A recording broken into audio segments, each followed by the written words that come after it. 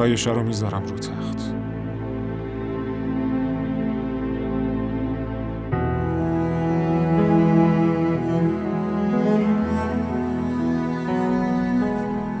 بیا آهسته مراقب باش. رسیدی؟ میشه بیای؟ فقط یه لحظه دیگه تمومه. الان میام و 1 2 3 تولدت مبارک، تولدت مبارک. جانان چیه؟ گریه میکنی؟ چی شده؟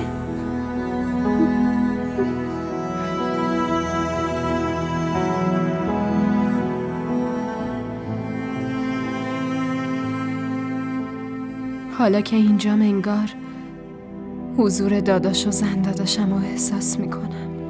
من خیلی با برادر جوهد وقت نگذروندم. 1-2 بار همدیگه رو دیدیم، اما اون آدم بزرگی بود. با هر کی در موردش صحبت میکردم همه ازش تعریف میکردن. اسکندر داداش حتی به شوخی هم دعوام نمیکرد. من فقط 10 سالم بود که مادرم رو از دست دادم. داداش اصلا نذاشت جای خالیشو حس کنم. بعدش خدا جای اون به هم یه زن داداش داد.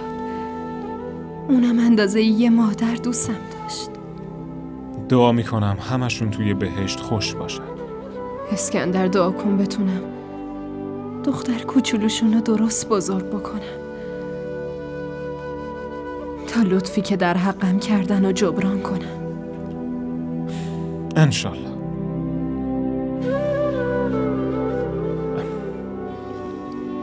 اونجا نامرتبه، میرم مرتبش کنم. تا هم همینجا باشه.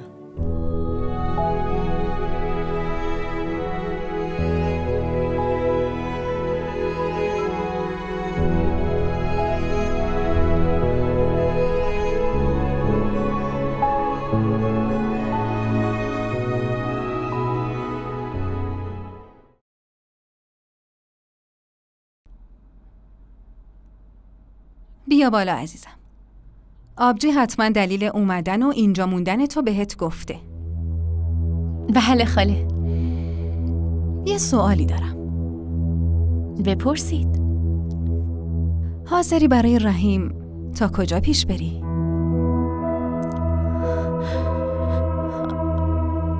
جونمم براش میدم. دادن جونت که راه حل نیست. خاله من اونقدر عاشق رحیم شدم که دیگه جونمم برام هیچ اهمیتی نداره. ببین عزیزم، اگه یه نفر هدفش رسیدن به آرزوهاش باشه دیگه هیچ کس نمیتونه جلوشو بگیره. فقط باید توی این کار پشت کار نشون بدی. بیا اتاقتو نشونت بدم.